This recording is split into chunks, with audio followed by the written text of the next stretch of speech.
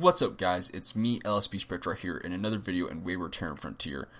This one's kind of a different video just because I'm not 100% sure, but I'm like 99.9% sure about the information I'm about to tell you, just because the information hasn't been released yet, and this is just through my own testing. I do believe I have discovered how to determine what the maximum output of a reactor is. Now, saying that maximum output is kind of a varied term, and let me explain why. So if you look at a reactor, and you look at the optimal output is 75. Now, if you pair that up with optimal heat production, theory would suggest that if you have exactly 13.5 heat per second being taken away with a heat sink, then you would, in theory, get exactly 75 energy per second. Now, through extensive testing, I've determined that that is not true. You are kind of getting 75 energy per second. And the reason that is the keyword optimal. Now, it's explained through different things that these reactors are not optimal by any means. They waste energy, in different forms. They don't output exactly what they determined that they potentially could, which is true with most devices in the actual modern world today. They say they can do something, but it's just a little bit less. Like your hard drive will say it can hold 6 gigs when really it can hold like 5.9 or 5.8. So it kind of makes sense that it does it this way. But it does not exactly put out 75 energy per second. Now you can make it put out 75 energy per second, easy. You just add a little more heat sinks to take away more heat, and you'll get more energy. Which is why you then have the statistic max heat production. So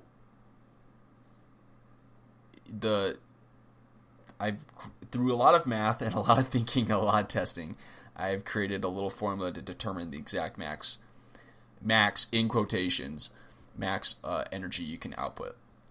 Now the equation is you take your max heat production that you can produce and you divide that by the heat waste percentage, and that will equal your max output.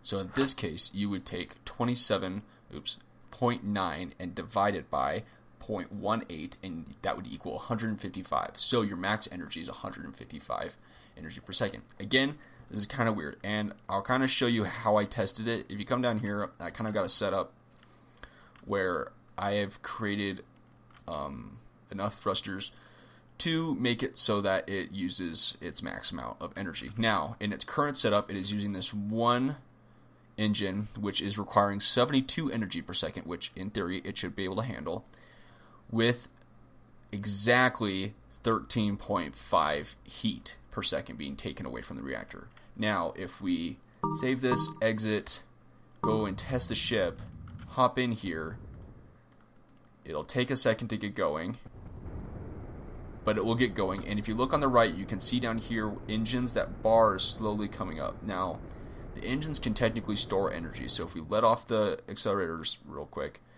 you'll see that that goes up. So that's the engine technically storing energy.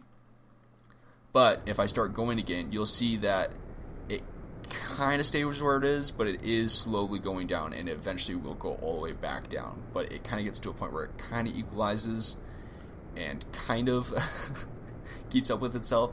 And so again, it's kind of producing 75 energy per second, which is kind of strange, but it totally makes sense. So if we go back in here, and if I redo my wiring, if I cut out that one, re-put in this, reconnect that,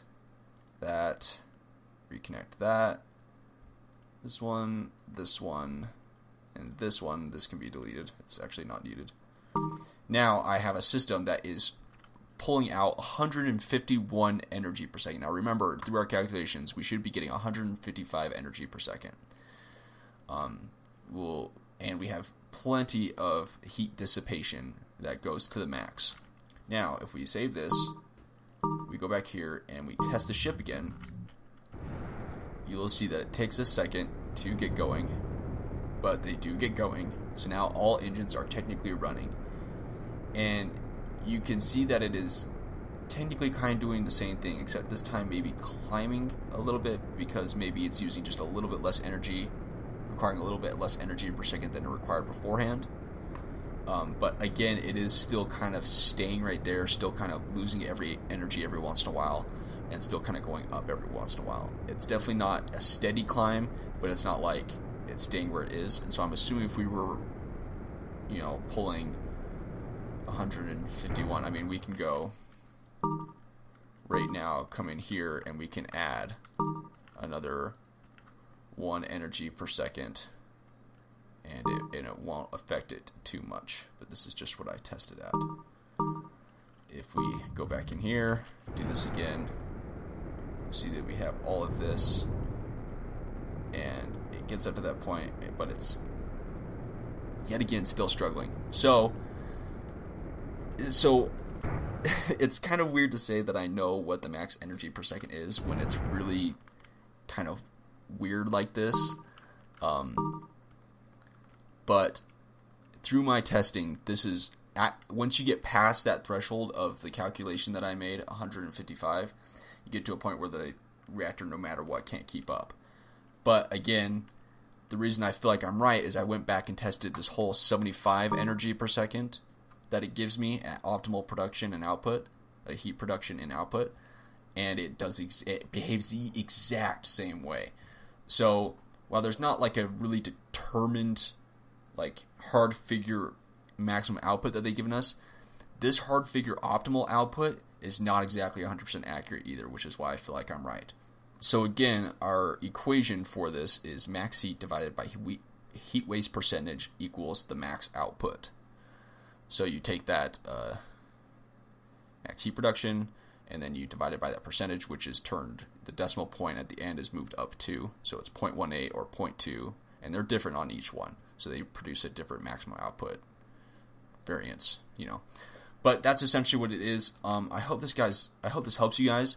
It's weird that it's not a solid number, but I feel like it's a solid number that varies, just like the 75 is, and the 2.7 to 24.25, and but if you feel like I'm wrong, feel free to test it out yourselves, and if you come to a different outcome, please let me know in the comment sections below. I spent several hours with doing math and testing, going through all these different numbers, trying to work them in different ways to come out with a more solid outcome that would test well, and this is the one that came out the best and the most consistent. So I hope this video helps you.